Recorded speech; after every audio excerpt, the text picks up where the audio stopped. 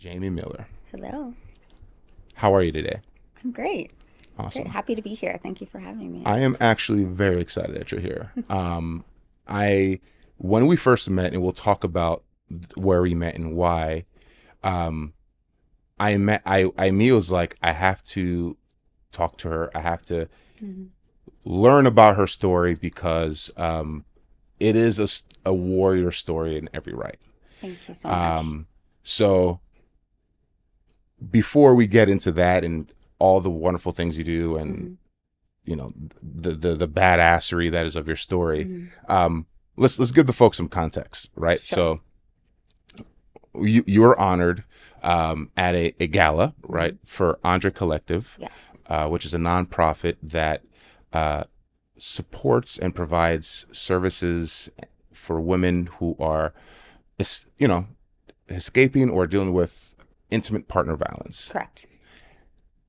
And I'll let you take away from here, but Mm-hmm. you know, you have that in your past, but Mm-hmm. you took that pain and you turned it into, basically like a superpower, right? You Mm-hmm. turned it into something that you said, "Hey, I'm going to make a difference with this, and I'm going to like to really get involved." And there's another nonprofit called Women Against Abuse that you help Yes. with self defense. Yes. And so tell the folks a little bit about yourself.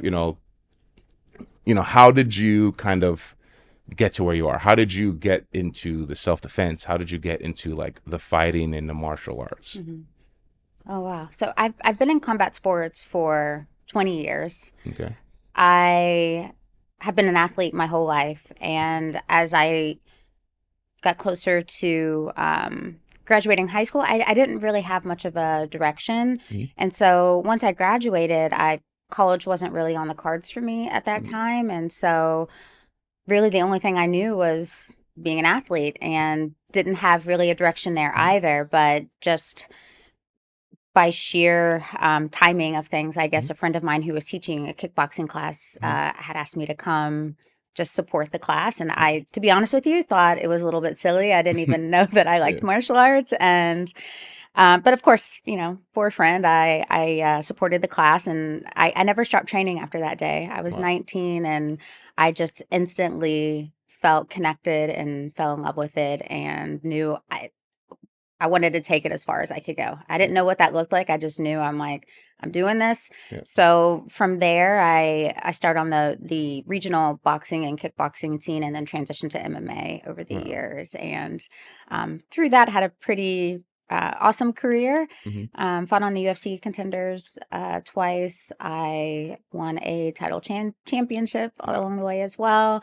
And when I retired, which was about 3 years ago, it was important for me to merge my advocacy with my experience in martial arts. And so I'm a domestic violence advocate, as you Mm-hmm. know, and it was through my own experience that I wanted to give back through this work. Mm-hmm. And so a lot of it too was how I was able to heal was through movement, moving my body, and just gaining all of the incredible values that martial arts teaches us. It just gave me everything I needed to fight through what I was going through at the time. And I just knew there was really something to that.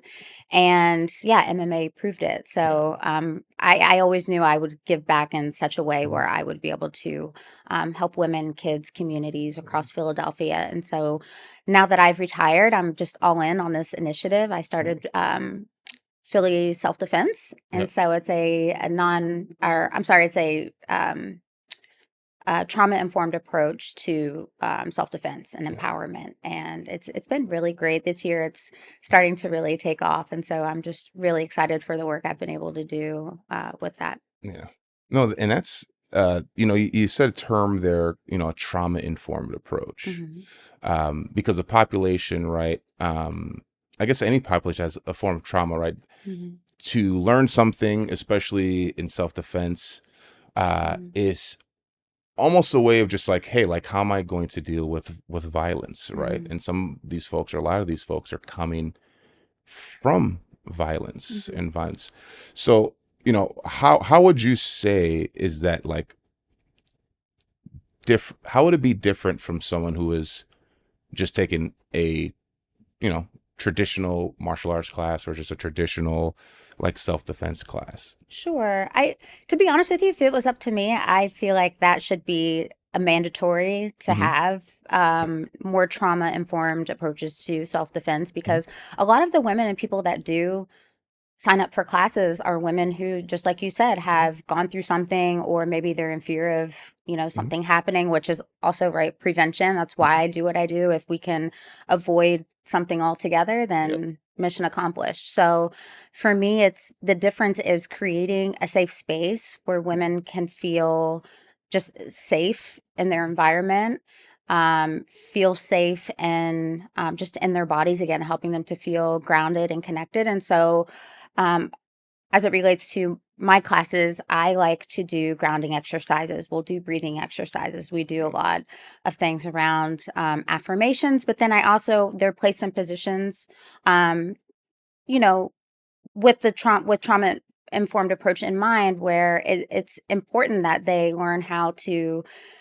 utilize these tools that I'm giving to them under pressure. So Mm-hmm. we essentially work up to that. So I'm not like throwing them in like a Yeah. situation like, oh, you have to like fight out, like figure it out. No, like there's definitely a process in which we get to, work on the skills. We talk a lot about situational awareness and avoidance and boundaries and what's healthy, what's not, all of these things. And so, yeah, working up toward the end is where I apply that pressure. It's also a lot of fun. They have a great time with it as Yeah. well. But Mm-hmm. in the end, it's really about what I love. I love to hear. It's what echoes the most is I didn't know I was strong enough to do that. I Mm-hmm. didn't know I could do that. I didn't know that, all I had to do was just think about what I know, Yeah. and apply what I've learned. And so a lot of what I do teach as it relates to the physical concepts of self-defense is very much rooted in jujitsu. Oh, And okay. so jujitsu is such a great thing for women, for like the smaller opponents. And so a lot of it is just like leverage. Um, yes, there is an element of strength involved. You have to be strong. You have to, be fit, Mm-hmm. taking care of yourself, right, as well. So, but a lot of it too is just, yeah, technique, applying leverage points, and how do I disengage and get away versus Mm-hmm. getting in a fight with Yeah. somebody. Yeah. That's important too. I think that's one distinction uh that I've seen, I've always thought about when you Hmm. said like the muscle memory and Hmm. applying it under pressure. Yeah. Right. Because if you take a self-defense class, I've, you know, women in my family or friends, and they Hmm. they take a self-defense class, and it's like a 2-hour course, like on a Saturday or something, and Hmm. then, that's it usually, like a traditional. Hmm. And then, but it's like, yeah, like maybe if something happened, unfortunately, to you a week later or 2 weeks later, you might Hmm. remember something. Sure. But when you're under duress, you Hmm. really have to rely on like just your built-in Right. reactions. And that's really interesting, and I think cool that you kind of build up to that. Hmm. Um, and I want to mention, I watched your documentary on YouTube, the Bad Mama documentary, plugging it. Yes. But it was something you said in there which I really kind of stuck with me. That you said, it was something along the lines of like, you don't know what a domestic violence like survivor looks like, right? Hmm. You don't really know who's enduring it. You really don't know who's experiencing it right now. Hmm. And I looked up statistics, and please, no one beat me up if this is wrong, but 1 out of 3 Hmm. women, uh, and 1 out of 4 men Hmm. will experience violence from an intimate partner in their Yes. lifetime. And of course, you have that experience as well. So, for folks who might not be familiar with this at all, walk us through like, how does that, I know it doesn't have a look, but like, how was that experience for you? Like, what did you feel? Did you feel isolated? Did you feel powerless? Right? Because you had some martial arts training, you had Hmm. some of that background. So, like, how was that? Just that, just kind of a come to realization that like, oh my God, like I'm in this situation that I don't think most folks really expect or think that they would be. Hmm. That's a great Yeah. question. Mhm. Um, and I can only speak for myself Sure. because everyone's story is different. Yeah. Every experience is different. For me, I didn't connect myself to domestic violence until much later Mhm. into my experiences, and not until I became, until I had to start going to like family court and things. And I'm Mhm. seeing like all these, I'm seeing this word over and over again: Mhm. domestic violence relations, and then seeing the signs, and then that's the only time I started really connecting Mhm. myself to it and like coming to that realization, like, oh my gosh, like this is me. The reason for that is because I grew up seeing domestic violence, and it was very normal for me to see it. And then my, I guess, example as a kid was, things happen and then you sweep it under the rug and you just Mhm. don't really talk about it anymore. Mhm. Like the you deal with it by just like you get over it and you move on and you don't really talk about it. And also like back then, I don't really feel like it was never really talked about anyway. You didn't hear about it really in schools. You didn't really hear about like workshops and stuff. Like, I don't know. I was also very young. So maybe there was, maybe there wasn't.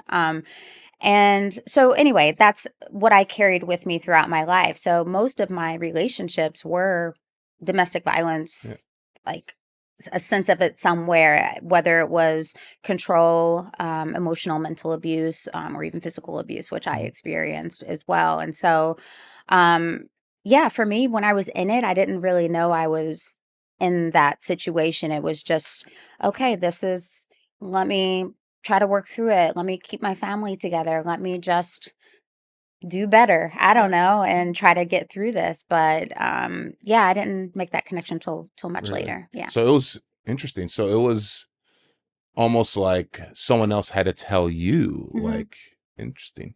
Yep. And after you got out of the situation, and I can imagine it wasn't just like an easy, hey, this is ending, Yeah. right? Like, you know, there were many steps, I'm sure, Hmm. to like really put rubber to road. So, Yeah. like, how was that experience? Like, did you leave the situation? Did you leave with a friend? Did you live with family? Hmm. Like, what did that look like? So I'll preface it with this.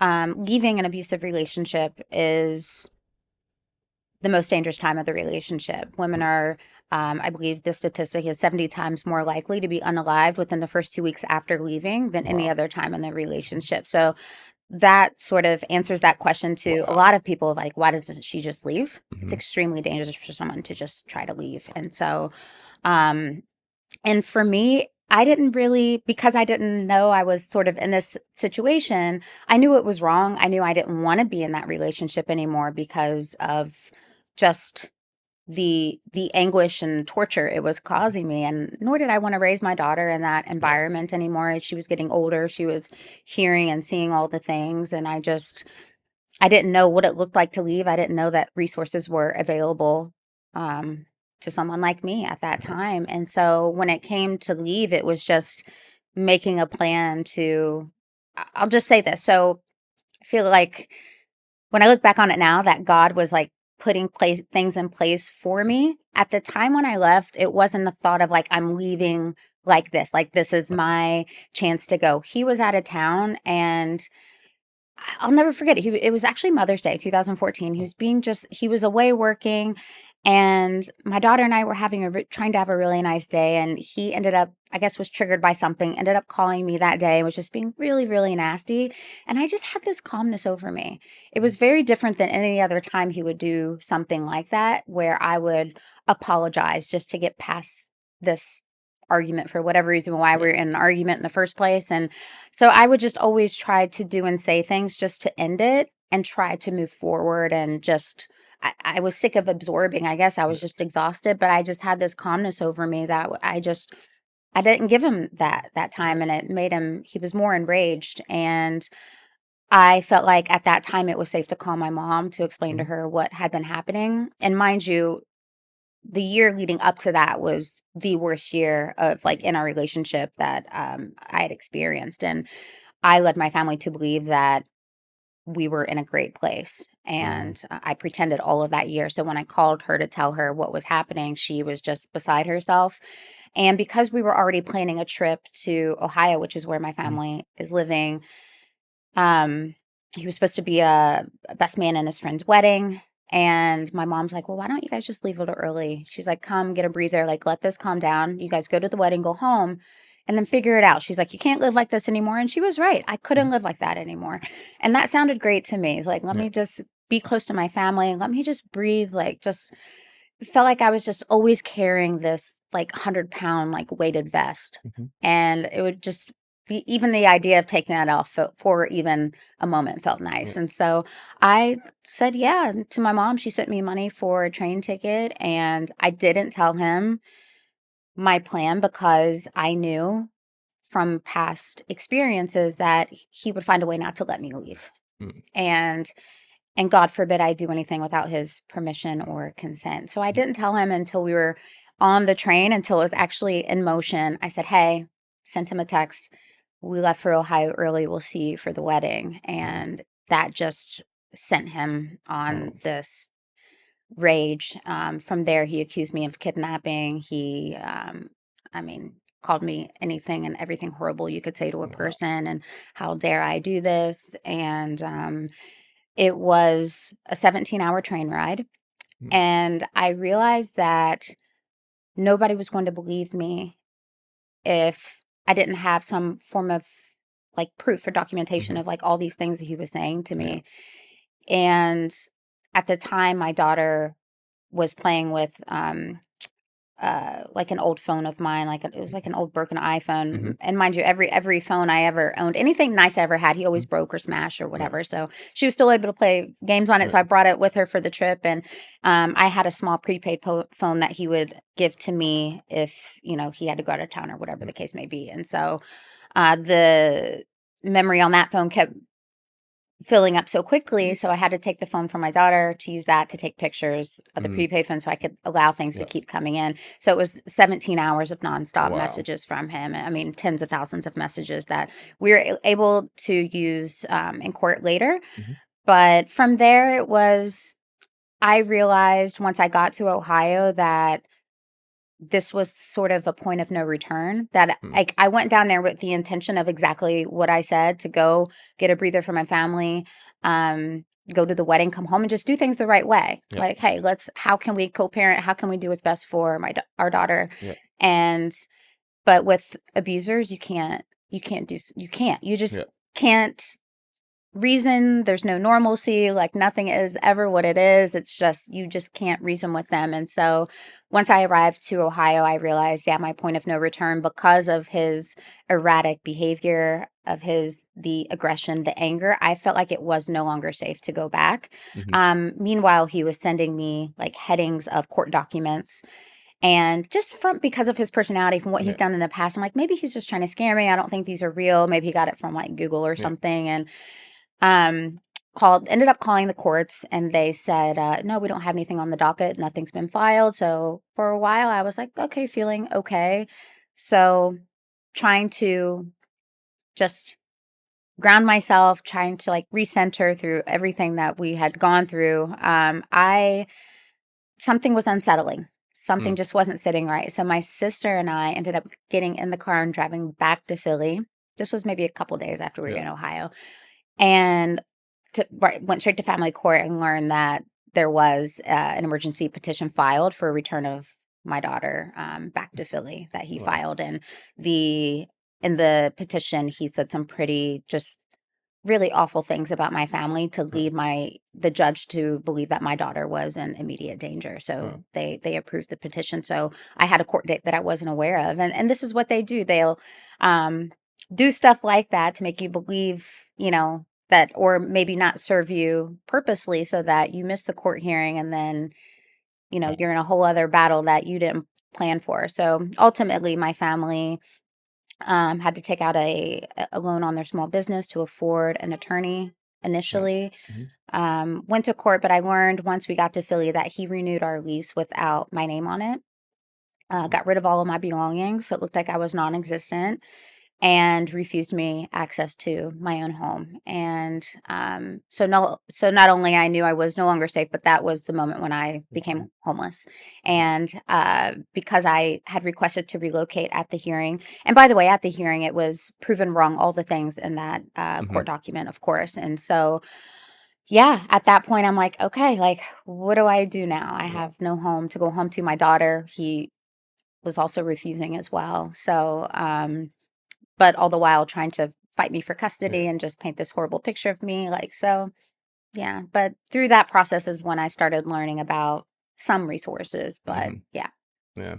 And, well, thank you for sharing that with me, Hmm. because I Of can't course. imagine that what was going through your mind at that time, Hmm. and just so many things going on. So, so you ended up in a shelter. Yes. Okay. Yeah. And I mean, what was that experience like? I can imagine it must have been overwhelming. Yeah. Yeah. It was. It Yeah. was. So it took a while before we were able to actually get into the shelter. Mhm. I resources are limited, I'll Yeah. say that. But I was very determined, so I didn't stop. I called the hotline, Yeah. the Philly Domestic Violence Hotline, which is essentially the front door to all domestic violence organizations in Okay. the city. And so, I once I learned about it, I called every single day and just repeating my story every day. And Mhm. eventually, through utilizing the resources that were given to me along the way, I met an advocate Mhm. who was kind of like working behind the scenes for me. I had no idea. And um, so anyway, once we were finally got into the shelter, yes, it was, this moment of like, I cannot believe this is my life right now. I can't believe Yeah. I'm here. But also on the flip side to that was just this immense like sense of relief that we Mhm. had shelter, that we were going to have food, that we were safe. And so I also looked at it as this is my second chance. I'm here and like look what I have all around me to help me fight Yeah. this thing. And I felt sad, but I also felt just so supported and loved once I That's got there. that's wonderful. Mhm. And I can imagine those, if you had shared bank accounts or anything like that, those are probably Oh, like absolutely. yeah. And I'll say this, after the court hearing, I'll try to keep this short because Yeah. there's so many long Pieces. pieces to Yeah. my story. But in regards to that, there was a time when I had applied for public assistance. I also had to reapply for our birth certificate, Social Security, because he was withholding those from us, would not Mhm. give him.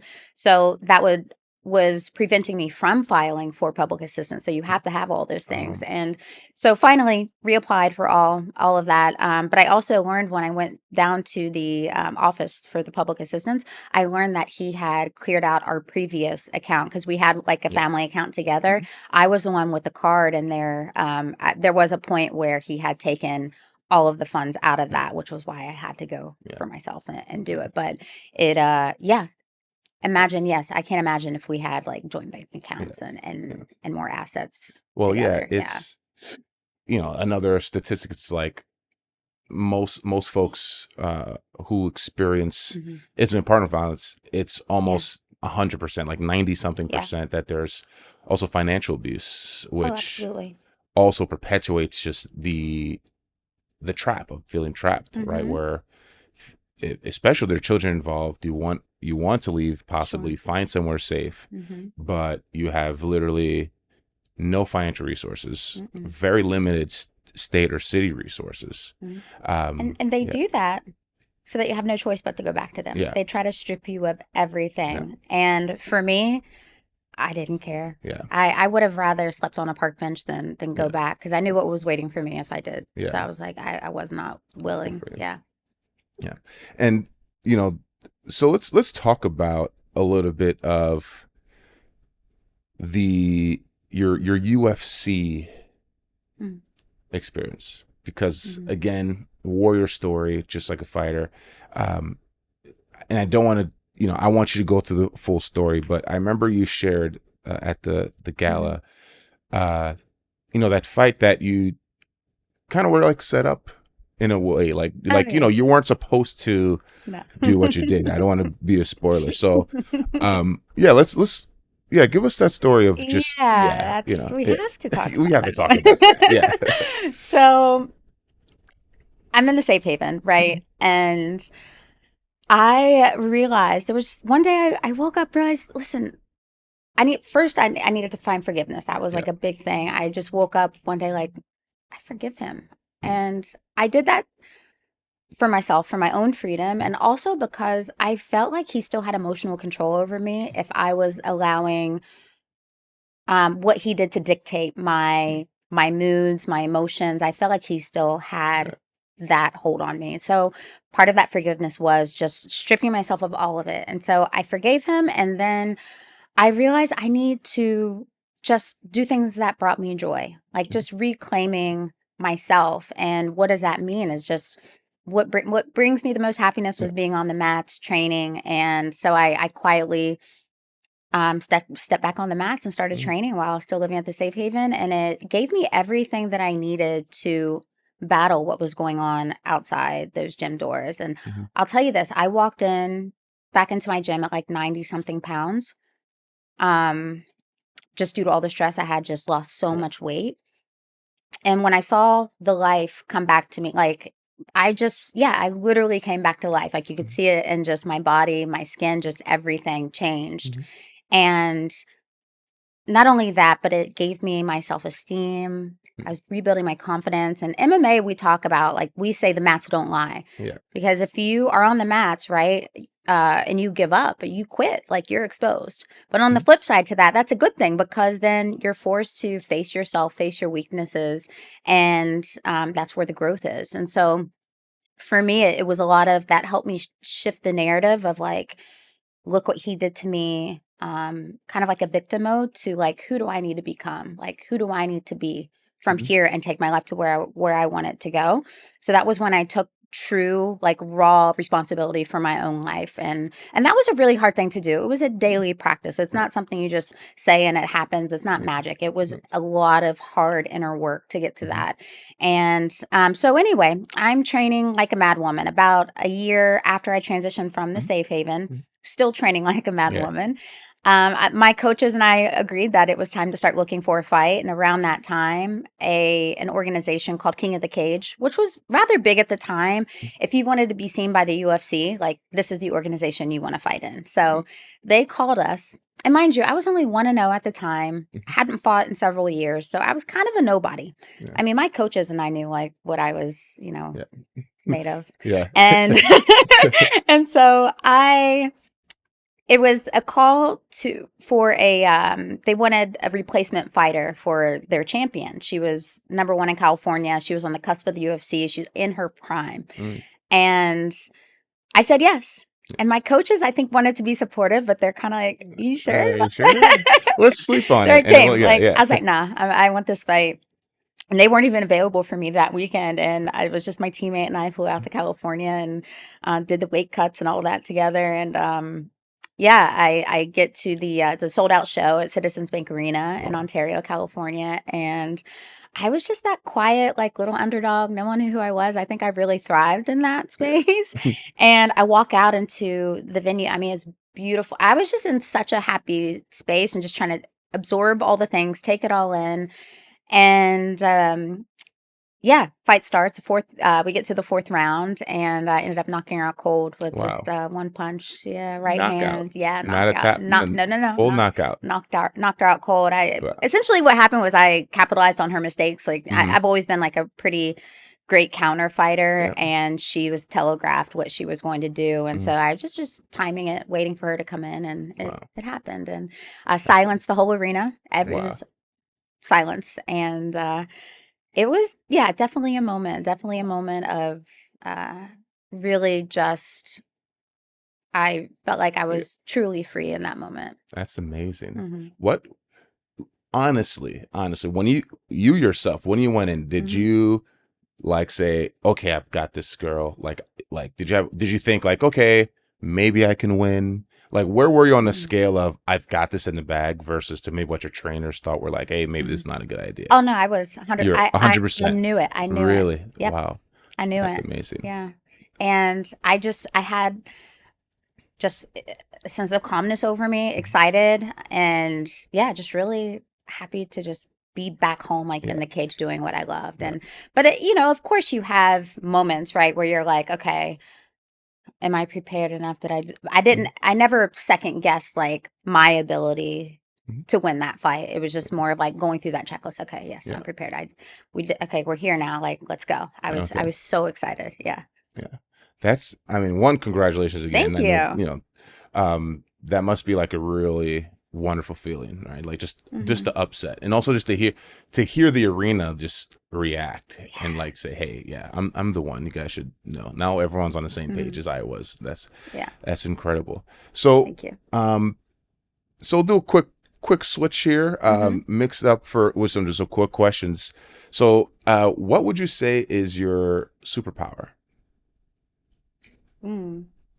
I would say my superpower, we kind of talked Yeah. about this on the way up, Hmm. was turning pain into purpose, turning Yeah. my pain into power. I Yeah. think that's essentially how I live Yeah. my life. Yeah. Yeah. Okay. Any quotes that you live by? Wow, there's so many. There's so Yeah. many. Yeah. I would say the one that always sticks to me is, and I don't want to butcher it. I mean, I'm sure there's like so many different ways that this has been written, but and I don't even remember who wrote it originally. But essentially, it's, you know, when you feel like the world is dark and you feel like you've been buried, you've Mm-hmm. actually been planted. So I Mm-hmm. use that a lot. Oh, Yeah, and it's definitely a yeah. That's a reminder good when one. I'm, you know, of course, because I've gone through and I've overcome so much. I'm not. That doesn't mean bad things still don't happen. That Yeah. doesn't mean I still don't go through hard things. And so that's always been just such a beautiful reminder for me. It's like, Oh, okay, wait I a like minute. that one. Yeah. Okay. Um, anything you're listening to now or a favorite song? I I don't have a favorite. Mm-hmm. I listen to a lot of worship music. Okay. Um, I haven't really shared this publicly, but I Mhm. was baptized for the second time Oh, earlier this year. congratulations. Thank you. And ever since I've been on just this journey of reconnecting with my faith, like I don't listen to like really, Yeah. I don't want to say normal, like what is Yeah. normal, but like everything out of my playlist, like I deleted, like Yeah. so it's all been replaced with worship music. So, but I Awesome. will say there's one song in particular that hypes me up. It's called "Holy You" Okay. by Ty Tribbett, and it's sort of like this reggaeton, like Christian Oh, sound. It's okay. amazing. That's cool. Mm, You know, it's one thing too I appreciate, and maybe it just wasn't on my radar hmm. once upon a time, but like, you know, I have friends that, they're spiritual and they send me like Christian music, Hmm. and like there's all types of genres now, Yeah, right? Like there's so Christian rap, there's Christian hmm. rock, there's Christian, like you name it. So Hmm. the reggaeton though I haven't heard. Yeah, Now I I'll might play have it for to, you after before I yeah, leave. Yeah, yeah, it's so good. I'm definitely going to It's so listen to that. That good. sounds Yeah. cool. Awesome. Um and before, we kind of have to wrap up here, but someone that might have are experiencing something like that, or that might be listening or watching it. Of Hmm. course, every situation is unique and the fingerprints of them. But maybe if you can maybe speak to your younger self when you're going through it, Mm. like any final words or any last thoughts or just words of encouragement that you would like to share with them. Yeah, absolutely. I think what I would say, especially to my younger self, is that you're not alone Mm, and that you are enough yeah. and you're strong enough. And this, whatever you're going through, doesn't have to define you. That, um, yeah, you're an overcomer, and you're meant for so much more in this life. Wow, So, amazing. mhm. Well, Jamie, again, I really appreciate you sharing Thank you so much for your story having with me. me, I and appreciate you. yeah, and I'm very ready to listen to that song Let's when do we're it. done I'm here. ready. All right, thanks. Thank you so much. Hey, yeah. I'm alive again. Hey, yeah.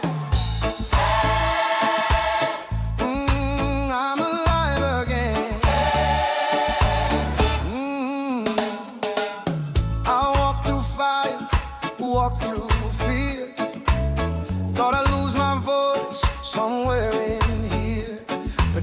working when I couldn't see, turning broken ground into victory. Yeah. What tried to break me didn't last.